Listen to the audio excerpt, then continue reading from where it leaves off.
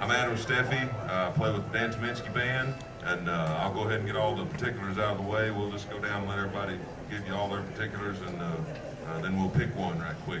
I play a Daly mandolin. Sim Daly built this instrument. He lives up here just outside of Nashville, up in Goodlettsville, and I've had this one just right at a year. I got this one right before IBMA last year. It looks beat up, but it's distressed. It's not naturally distressed. It's intentionally distressed, I guess. And I use D'Addario strings. The J74s are on here right now. And I'm using a blue chip pick. Guy just got these picks downstairs at the exhibition hall. And boy, it's a great pick. I'm excited about it. I've heard a lot about them, and boy, all the hype is true. But anyway, nothing particularly different about this instrument. Just it's got a little bit wider neck, and the string spacing is a little bit further apart, and that's the reason I like it. I just love the feel of the neck, this axe, and it plays really well. And that's all I got. We'll just go down through here. Oh boy, I feel froggy. Hey folks, Dan Tyminski. I play with Adam Steffey.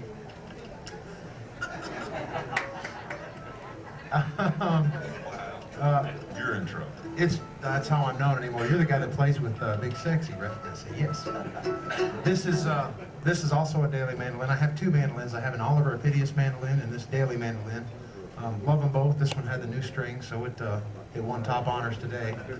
And I live here in town and have been a huge fan of this guy who's going to talk to you next for many years. Come on, tell them all about it. Hi, I'm Roland White. And I'm playing a new Gibson mandolin, 2004. And I love it very much. And I use a Dunlop.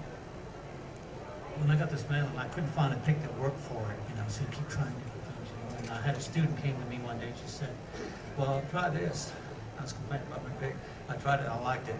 And it's just a Dunlop. It's 1.14. And I found out that they only cost $0.25. You can buy them anywhere. And it turns out that a lot of the session players in Nashville, this is what they use. Probably a different gauge, but that's what I use. I use all kinds of picks anyway.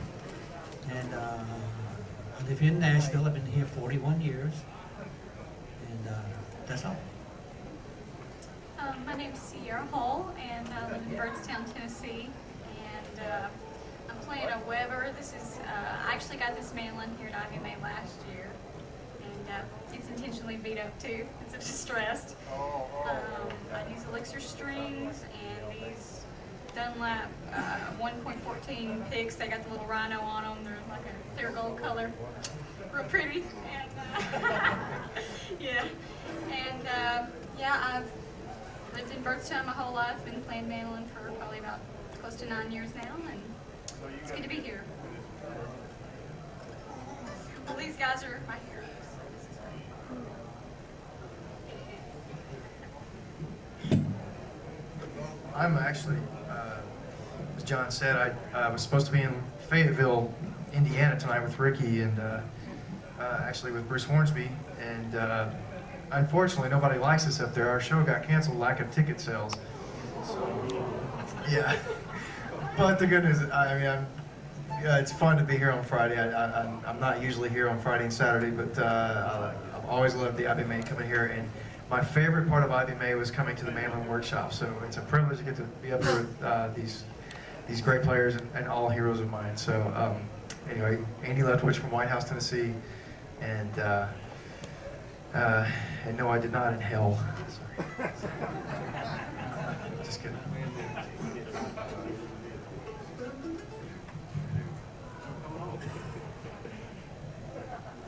Hello. I'm Aaron Ramsey, and I play with Mountain Hard. I took Man's place here, but I'm playing. It's a Gibson out of Steffey model. And, pretty good mount. But anyway, I'm from Morganton, North Carolina, and I'm here to learn something.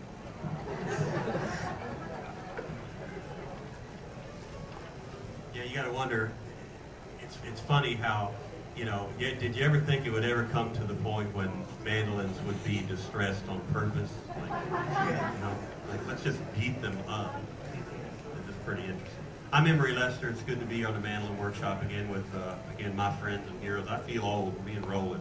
I think we're the upper age echelon here. We'll try to hang in with these youngins. So I play a Michael Hyden mandolin from British Columbia, and this is a red bear pick that I have. It's not tortoiseshell, it's something like it. Black diamond strings. We'll hang in there the best we can with these guys. I play with Mark Johnson, the clawhammer banjo king, and I've been playing a little bit with Wayne Taylor as well. Have my own band in Canada, the Emory Lester as well. Let's see what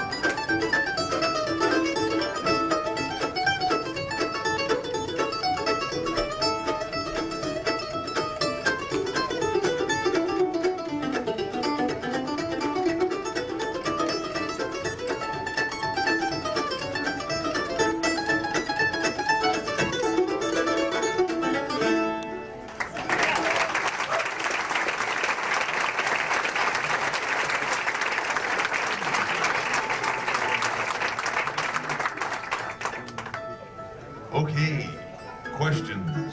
Yes, ma'am.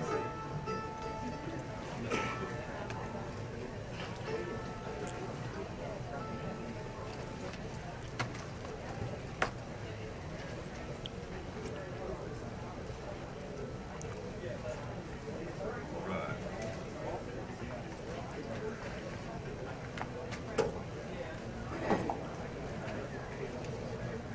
Start down there. Well, the question, Yeah. hopefully I can repeat this accurately. She was asking about rhythms and percussion and I guess options there too. I guess a lot of different things were going on there as well as the soloing. Basically what I try to do is I listen to everything collectively up here. I mean, everybody up here is a top-notch musician, so not everybody not only can play well, but they can listen well. And when I listen, I kind of hear something I might be able to try and do that might add something even a little different to the sound.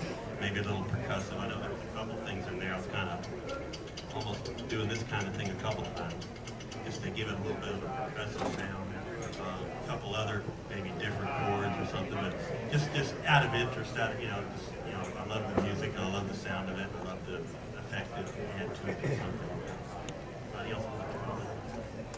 Well, I think you touched on the key of it, which is probably listening. I think the more you're able to listen to what's going on around you while you're playing, the more you're going to pick up on the little rhythmic things that are going to fit with what's going on. If you find yourself not listening and really focused on what you're doing on your own, sometimes you can miss a lot of opportunities to gel with the people that you're playing with. So I think listening is definitely the key. A lot of it too, when I'm playing, I kind of look at it like, say, if a whole band's just playing rhythm, I sort of think of it, not that I'm a drummer or anything like that, but I think of it like the mandolin sort of takes the spot. If you're listening to a rock band, the mandolin's sort of the snare drum, the offbeat kind of thing. And so when Monroe, when he would do that offbeat chop, that's what would really grab my attention, because it was so stout and you would hear it.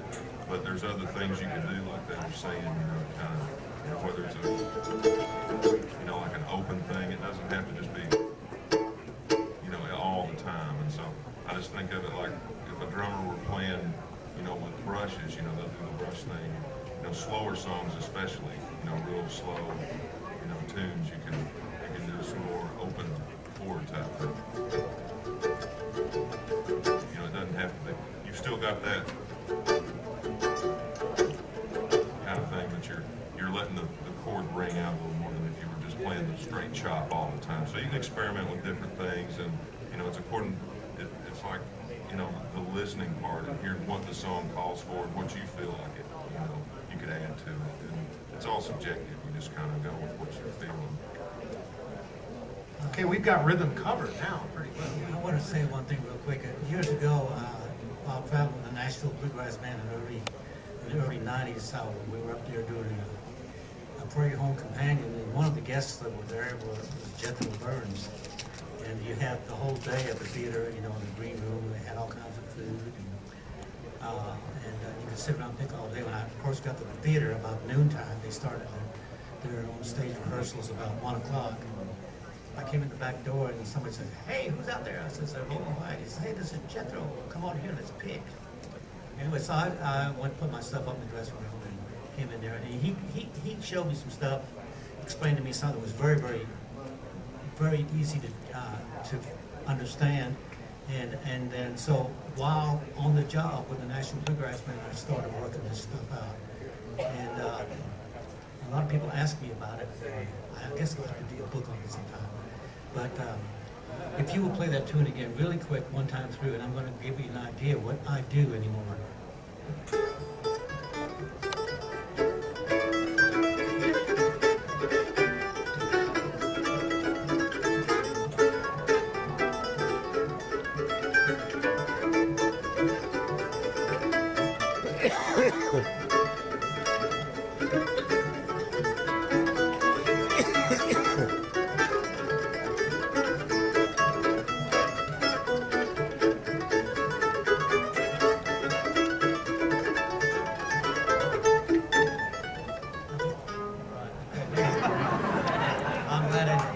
to the last note, because I never would have found that. But that's what I do. He told me just follow your melody now. And you put the da da da da.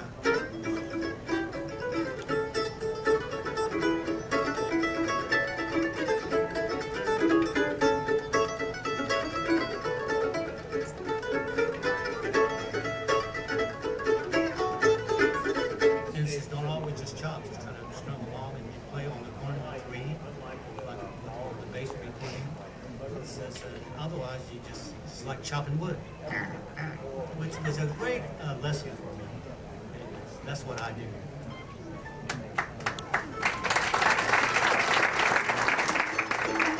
I can do better on slow ballads. Another question?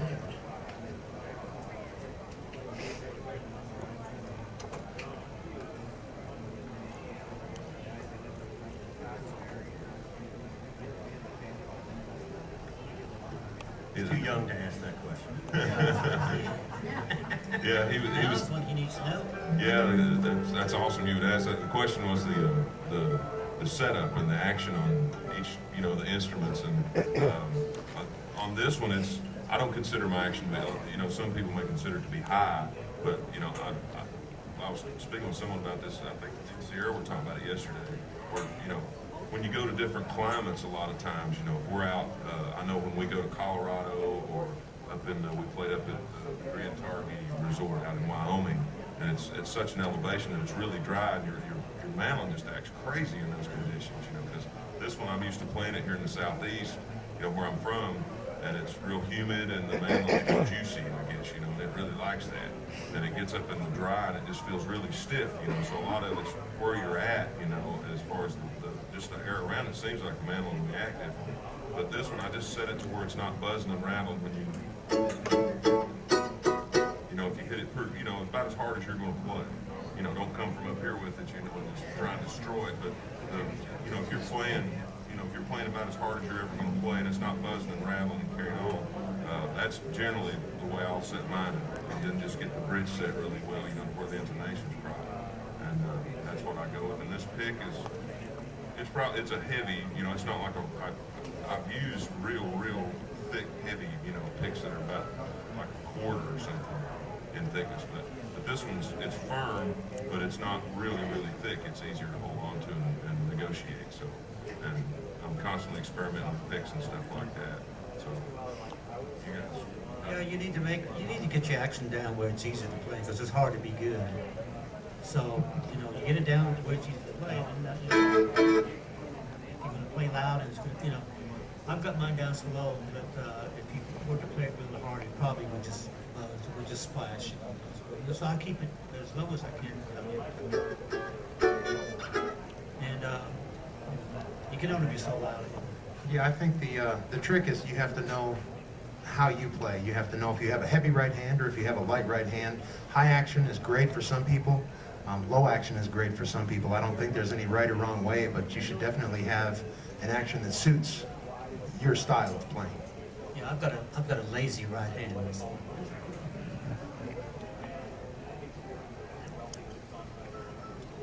Another question, we'll play another. Yes, sir. Could you comment on doing tremolo, how you get it in time, and how you get in and out of it?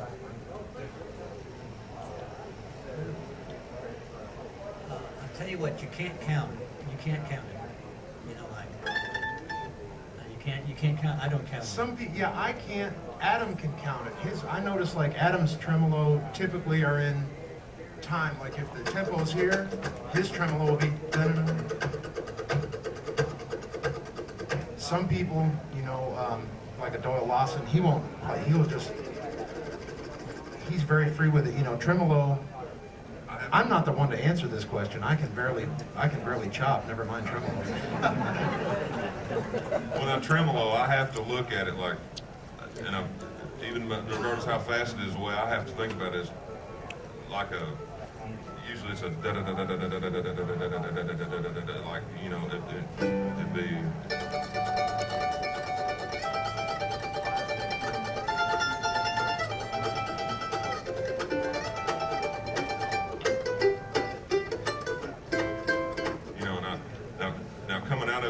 Some guys can just, they'll like he mentioned Doyle Lawson, or you'll hear folks that can go. They can be just tremoloing like mad, and then come out of it into like a start on an upstroke and start flat picking again.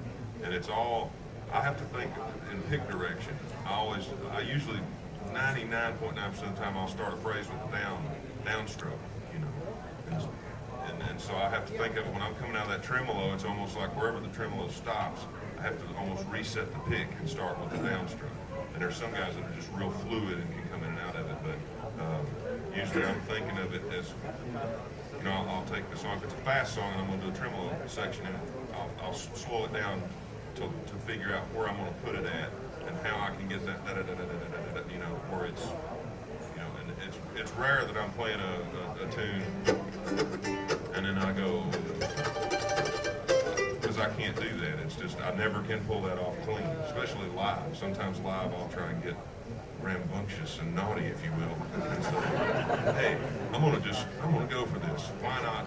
It's live, ain't nobody here but us, and I don't even, and then I always, because to try and stop that and go back into the downstroke pattern, to start a phrase again, I just end up, I hit the wall and, take the left front tire off, so. Where's that leave us? Man, it's just whatever. Again, it comes down to how it works for you, and how sometimes I have to place tremolo in a proper spot because I've never been really, really good with it. The guys that are really accurate with tremolo, it's one of the most effective things you can use. When you can pull it off, it really is, because it doesn't matter what the speed is. I mean, if you can get that, in there, it gives it that mandolin sound, and it's not like you don't hear much guitar or tremolo, or anything like that. I think Don Reno used to play guitar on some stuff. He would go into some tremolo, sections and things, which was really cool, I thought. But that's what gives the mandolin that special thing, And I wish I were more accurate with it, but it's just a matter of, to me, I have to think of it as a pick direction thing as much as anything. You have a question way back there.